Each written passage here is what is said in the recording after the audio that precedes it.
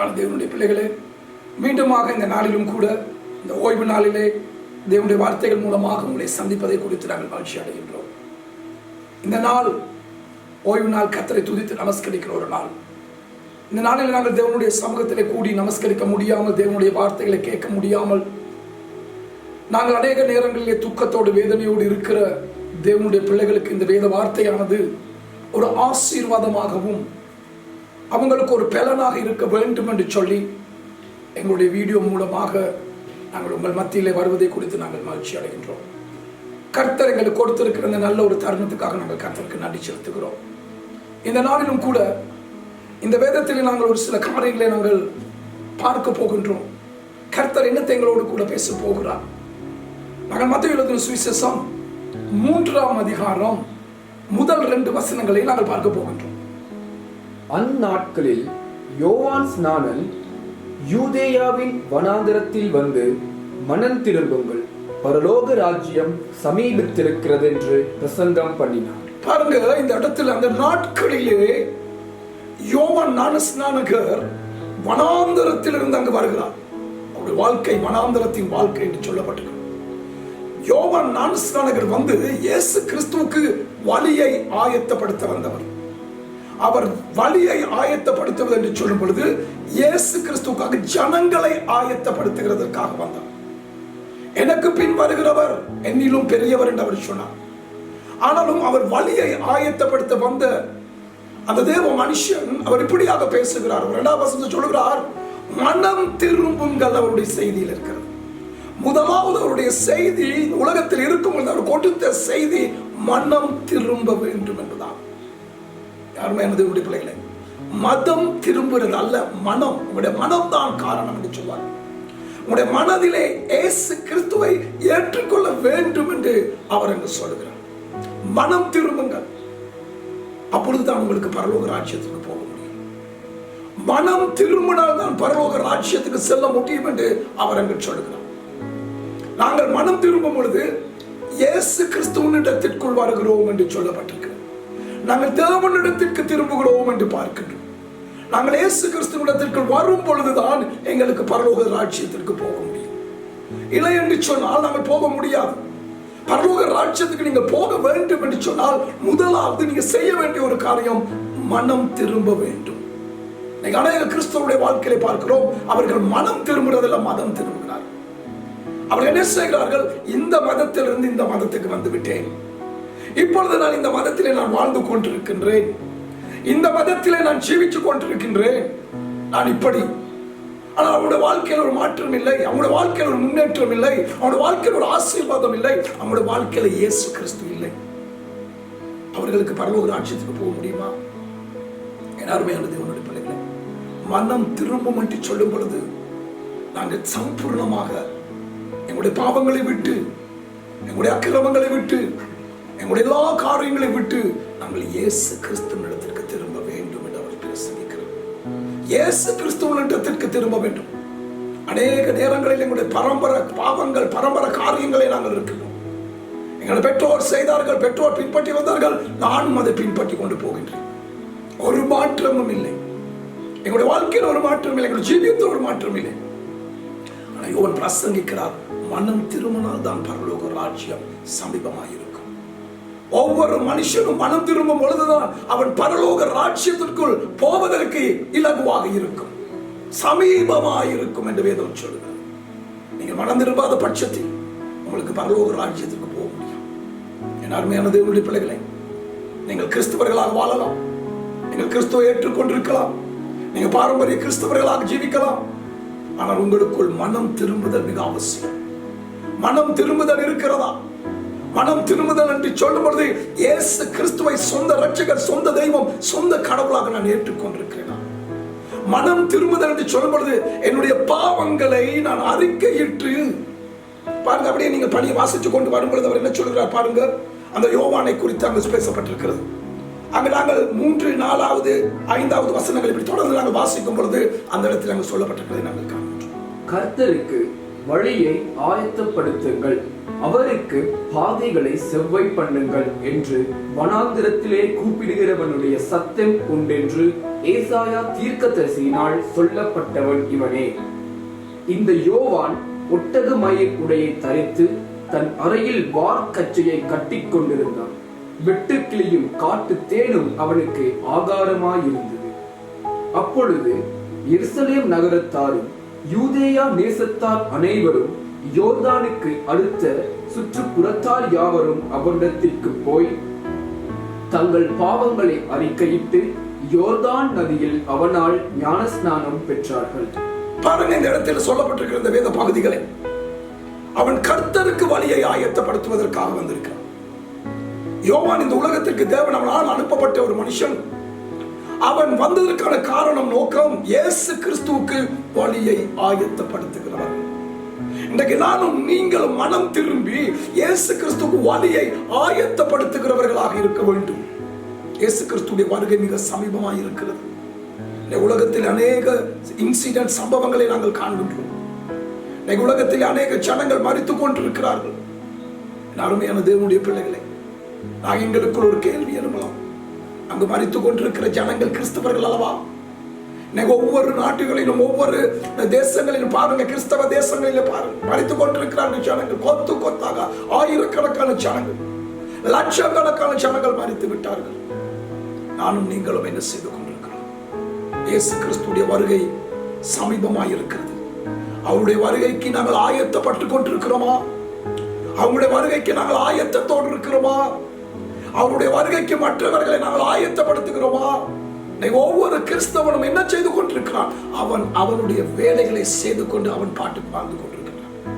என் அருமையான தேவனுடைய பிள்ளைகளை, கர்த்தர் உங்களிடத்தில் வரும்பொழுது அவர் ஒரு கணக்கு கேட்பார். நான் உனக்காக மரித்தேன், எனக்காக நீ என்ன செய்தாய்? ஆனால் நானும் நீங்களும் என்னத்தை செய்தோம் என்று சொல்ல போகிறோம். நானும் நீங்களும் அவருக்கு வழியை ஆயத்தப்படுத்தி கொண்டிருக்கிறோமா? ஜனங்கள் அந்த வழியிலே வருவதற்கு இயேசு சொன்னார், நானே வழியும் சத்தியமும் ஜீவனுமாய் இருக்கிறேன். அவர் எங்களுக்கு ஒரு வழிகாட்டியாக இருக்கிறார். அவர் பரலோகத்திற்கு செல்வதற்கு ஒரு வழி அவர்தான். அவர் நாங்கள் மனம் திரும்பும் பட்சத்திலே நாங்கள் இயேசு கிறிஸ்துவுடைய வழியிலே போகிறோம். அவர் பரலோகத்துக்கு எங்களை கூட்டிக்கிட்டு போகிறார். இயேசு சொன்னார், என்னை அல்லாமல் ஒருவனும் பிதாவின் இடத்திற்கு கொள்வார். அப்ப அவர் வேண்டும் எங்களுக்கு பரலோகத்துக்கு போகும். இயேசு இந்த பூமியிலே வாழும் பொழுது அவர் சொன்னார், நான் போய் உங்களுக்கு என்று ஒரு இடத்தை ஆயத்தப்படுத்தி விட்டு நான் திரும்பி வந்து நான் உங்களை கூட்டிக் கொண்டு அழைத்துக் கொண்டு போவேன். நீங்கள் என்னோடு கூட இருக்கும்படியாக நான் உங்களை அழைத்துக் கொண்டு போவேன் என்று சொல்லியிருக்கிறார். அதற்காகத்தான் இப்பொழுது அவருடைய வருகை இருக்கிறது, ஆயத்தமாக இருக்கிறது. இயேசு கிறிஸ்துவுடைய வருகை மிக சமீபமாக இருக்கிறது. உலகத்திலே நாங்கள் காண்கின்றோம் அந்த சம்பவங்களை, உலகத்திலே நாங்கள் கேள்விப்படுகிறோம். இயேசு கிறிஸ்துவிடத்தில் மனம் திரும்ப வேண்டும். அருமையான பிள்ளைகளே, இந்த அருமையான நேரத்திலும் கூட நாங்கள் பேசிக் கொண்டிருக்கிறோம். இந்த வீடியோ பார்த்து கொண்டிருக்கிற அருமையான தேவனுடைய பிள்ளைகளை, உங்களை ஆராய்ந்து பாருங்கள். நீங்கள் உண்மையாக மனம் திரும்பி இருக்கிறீர்களா? உண்மையாக இயேசுடைய பிள்ளைகளாக வாழ்ந்து கொண்டிருக்கிறீங்களா? நீங்க இயேசுவை ஏற்றுக்கொண்டிருக்கிறீங்களா என்று உங்களை ஆராய்ந்து பாருங்கள்.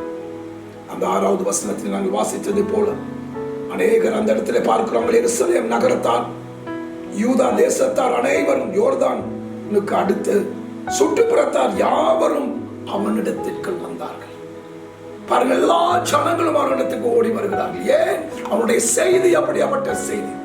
அவனுடைய செய்தி மனம் திரும்ப, ரிப்பண்ட். உன் பாவங்களை விட்டு மனம் திரும்பு. நீ போகிற வழியை விட்டு மனம் திரும்பு. உன் கலாச்சாரங்களை விட்டு மனம் திரும்பு. உன்னுடைய பாரம்பரியங்களை விட்டு மனம் திரும்பு. இயேசு கிறிஸ்துவின் இடத்திற்குள் ஓடிவா. அந்த செய்தியை கேட்ட அநேக ஜனங்கள் அந்த இடத்துக்குள் வருகிறார்கள். யோர்தான் நதிக்குள் வருகிறார்கள். ஞானஸ்தானத்தை பெற்றுக் கொள்ளும்படியாக வருகிறார்கள். அந்த இடத்துல வரும்பொழுது அவர்கள் பாருங்கள், சொல்கிறார் 6வது வசனம் இப்படி சொல்றது. எப்படி சொல்கிறது பாருங்கள், தங்கள் பாவங்களை அறிக்கையிட்டார்கள். மனம் திரும்புகிற ஒரு மனுஷனுடைய வாழ்க்கையிலே இருக்கிற முதலாவது காரியம், அவன் தன் பாவங்களை அறிக்கை செய்ய வேண்டும். வேதம் சொல்லுகிறது, தன் பாவங்களை அறிக்கை செய்கிறவன் தேவனுக்கு அறிக்கை செய்ய வேண்டும். நீங்க போய் ஒரு மனுஷன் கிட்ட சொல்லுவதல்ல, எங்களுடைய பாவத்தை கொண்டு போய் வேற ஒருவரிடத்தில் சொல்வதல்ல. உங்கள் பாவங்களுக்காக பலிகளை செலுத்தி அதிலே உங்களுக்கு ஒரு நன்மை கிடைக்க போறது இல்லை. பலிகள் தேவையில்லை. அருமையான தேவ பிள்ளைகளே, உங்களுடைய பாவங்களை இயேசு கிறிஸ்துவுக்கு அறிக்கை செய்யுங்க. நம்ம யோவான் 1 அதிகாரத்தில் பார்த்த 29வது வசனம் சொல்லி இருக்கிறது. யோவான் இயேசு கிறிஸ்துவை பற்றி சொல்லும் பொழுது அவர் சொன்னார், உலகத்தின் பாவத்தை சுமந்து தீர்க்கிற தேவ ஆட்டுக்குட்டி என்று சொன்னார். அவர் உங்களுடைய பாவத்தை மட்டுமல்ல, என்னுடைய பாவத்தை மட்டுமல்ல, உலகத்தின் பாவத்தையே அவர் சுமந்து தீர்க்கிறவராக இருக்கிறார். எந்த ஒரு மனுஷன் அவரிடத்தில் வரும் பொழுது, எந்த ஒரு பாவியான மனுஷன் மனம் திரும்பி அவரிடத்தில் வரும் பொழுது, அவர் அவனை அன்பாக மனம் இறங்கி அவரை ஏற்றுக்கொள்கிறவராக இருக்கிறார். அவரை ஏற்றுக்கொள்கிறவராக இருக்கிறார். இயேசு கிறிஸ்துடைய சிலுவை மரணத்தை கூட சற்று சிந்தித்து பாருங்கள். இயேசுடைய பக்கத்தில் ரெண்டு கல்லர்கள். அவர்கள் பாவியான மனுஷர்கள்.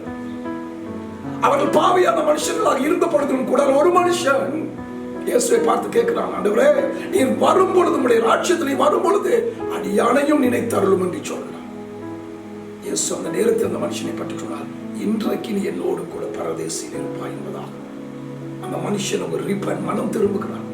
அவன் இயேசுவை பார்த்து கேட்கிறான், ஆண்டவரே, நீ நினைத்தருளுங்க, என்னை நினைவு கூறுங்க, என்னை கூட்டிக்கிட்டு போங்க. பட் இயேசு அவனுக்கும் ஒரு சந்தர்ப்பத்தை கொடுக்கிறான். அதே போல நான் எப்படியாப்பட்ட பாவியாக இருந்தாலும் சரி, நாங்கள் என்ன விதத்தில் வாழ்ந்து கொண்டிருந்தாலும் சரி, இந்த வேளையிலும் கூட கர்த்தர் எங்களோடு பேசிக் கொண்டிருக்கிறார். மனம் திரும்ப வேண்டும். அருமையான தேவனுடைய பிள்ளைகளே, இயேசுடைய வருகை மிக சமீபமாக இருக்கிறது. காலங்களையும் நேரங்களையும் வீணாக்க முடியாது எங்களுக்கு. நாங்கள் இப்பொழுதே மனம் திரும்புவோம். இயேசு கிறிஸ்துடைய பக்கம் திரும்புவோம். நாங்கள் போகிற வழிகள் பாதைகளை விட்டு திரும்புவோம். எங்களுடைய கலாச்சாரங்களை விட்டு திரும்புவோம். எங்களுடைய குடும்ப பின்னணிகளை விட்டு திரும்புவோம். எங்களுடைய பாரம்பரியங்களை விட்டு திரும்புவோம். இயேசுவின் இடத்திற்கு. இயேசு தான் சொல்லுகிறார், பரலோக ராஜ்யம் சமீபமாயிருக்கும். நீங்கள் அவரிடத்தில் திரும்பி வரும் பொழுது அவர் வந்து உங்களை பரலோக ராஜ்யத்துக்கு கூட்டிக்கிட்டு போக வருகிறார். அவருடைய வருகை ஒரு ரகசிய வருகை. அருமையான தேவனுடைய பிள்ளைகளே, நானும் நீங்களும் ஆயத்தத்தோடு இருக்க வேண்டும். அவர் இருவிலே திருடன் வருகிற வண்ணமாக வருகிறேன் என்று சொல்லியிருக்கிறார்.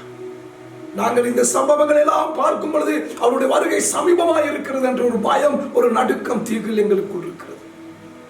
எங்களை நாங்கள் ஆராய்ந்து பார்க்க வேண்டும். உண்மையாய் நான் மனம் திரும்பி இருக்கிறேனா?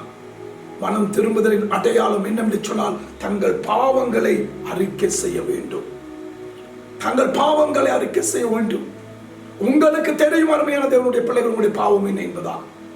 இன்றைக்கு நீங்கள் எப்படியாப்பட்ட பாவத்திலே வாழ்ந்து கொண்டிருக்கிறீர்கள் என்று உங்களுக்கு தெரியும். இன்றைக்கு எப்படியாப்பட்ட பாவத்திலே ஜீவிக்கிறீர்கள் என்று உங்களுக்கு தெரியும். அந்த பாவங்களை இயேசு கிறிஸ்துவுக்கு அறிக்கை செய்யுங்கள். இயேசு கிறிஸ்துவுக்கு அறிக்கை செய்யுங்கள். உலகத்தின் பாவத்தை சுமந்து தீர்க்கிற தேவ ஆட்டுக்குட்டியாகிய இயேசு கிறிஸ்துவுக்கு உங்களுடைய பாவங்களை அறிக்கை செய்யுங்கள். அவர் உங்களுடைய பாவங்களை மன்னிக்கிறதற்கு உண்மையுள்ளவராக இருக்கிறார். அவர் உங்களுடைய பாவங்களை மன்னிக்கிறதற்கு ஆயத்தமாக இருக்கிறார். அவர் பாவிகளுடைய பாவங்களை அவர் மன்னிக்கிறவராக இருக்கிறார். இந்த அருமையான நேரத்திலும் கூட வேதத்தில் இன்னொரு பகுதியை நாங்கள் பார்க்க போகிறோம். ரோமர் 6 அதிகாரம் 22-23 வசனம். இப்பொழுது நீங்கள் பாவத்தினின்று விடுதலையாக்கப்பட்டு தேவனுக்கு அடிமைகளானதினால் பரிசுத்தமாக்குதல் உங்களுக்கு கிடைக்கும் பலன். பாருங்க, இந்த இடத்துல சொல்லப்பட்டிருக்கிறது. மத்தேயுவில் அவர் சொல்லுகிறார், பாவங்களை அறிக்கை செய்யுங்க. நீங்கள் பாவங்களை அறிக்கை செய்யும் பொழுது அந்த பாவத்திலிருந்து நீங்கள் விடுதலையாக்கப்படுகிறீர்கள். பரிசுத்த பவுல் சொல்லுகிறார், அந்த பாவத்திலிருந்து நீங்கள் விடுதலையாக்கப்பட்டு தேவனுடைய அடிமைகளாக இருக்கிறீர்கள். நீங்கள் பாவத்தை விட்டு மனம் திரும்பும் பொழுது நீங்கள் அந்த பாவத்திலிருந்து விடுதலையாக்கப்படுகிறீர்கள். அந்த விடுதலையாக்கப்பட்ட பிறகு நீங்கள் தேவனுக்கு ஒரு அடிமையாகிறீர்கள். தேவனுடைய பிள்ளைகள். நீங்கள் பாவத்திலே வாழும் பொழுது அவன் சாத்தானுடைய பிள்ளைகளாக இருக்கிறீர்கள். நீங்க பாவத்துக்கு அடிமையாக இருக்கிறீர்கள். அதுதான் யோவான் சொன்னார், மனம் திரும்புங்கள், உங்களுடைய பாவங்களை அறிக்கை செய்யுங்கள். நீங்க பாவங்களை அறிக்கை செய்யும் பொழுது அந்த பாவத்திலிருந்து நீங்கள் விடுதலை ஆகிறீர்கள். வேதம் சொல்லுகிறது, அந்த பாவத்திலிருந்து விடுதலை ஆகிறது மட்டுமல்ல, நீங்கள் தேவனுக்கு அடிமையாகிறீர்கள். நீங்கள் தேவனுக்கு அடிமையானதினால் பரிசுத்தமாக்கப்படுகிறீர்கள். உங்கள் பாவங்கள் நீங்கி, உங்களுடைய பாவங்கள் கழுவப்பட்டு, உங்களுடைய பாவங்கள் சுத்திகரிக்கப்பட்டு நீங்கள் பரிசுத்தமாக்கப்படுகிறீர்கள். இயேசு கிறிஸ்து நம்முடைய பாவங்களுக்காக தான் அவர் கல்வாரியிலே பலியானார். நம்மளுடைய பாவங்களுக்காக தான் அவர் கல்வாரியிலே ரத்தம் சிந்தினார், மரித்தார், அடக்கம் பண்ணப்பட்டார், மூன்றாவது நாள் உயிரோடு எழும்பி இருக்கிறார். நானும் நீங்களும் அதை விசுவாசிக்க வேண்டும். நானும் நீங்களும் அதை ஏற்றுக்கொள்ள வேண்டும். அப்பொழுதுதான் அந்த இடத்துல கூட பாவத்துக்கு ஒரு விடுதலை. அப்ப அந்த தேவனுக்கு ஒரு நாங்கள் அடிமையா இருக்கிறோம் என்று சொல்லப்பட்டிருக்கிறது. பரிசுத்தமாக்குதல், அதுதான் எனக்கு பார்க்கிறோம் உங்களுக்கு கிடைக்கிற பலன். அதன் முடிவு எவ்வளவாக இருக்குமா? நித்திய ஜீவன். உங்கள் பாவங்களை அறிக்கை செய்யும் பொழுது, நீங்கள் மனம் திரும்பும் பொழுது உங்களுக்கு நித்திய ஜீவனை தேவன் தருகிறார். நித்திய ஜீவன், இட்டர்னல் லைஃப், பரலோக ராஜ்யத்துக்கு செல்லக்கூடிய ஒரு சந்தர்ப்பம். அதுதான் யோவான் பிரசங்கிச்சார், மனம் திரும்புங்கள், பரலோக ராஜ்யம் சமீபமாயிருக்கிறது.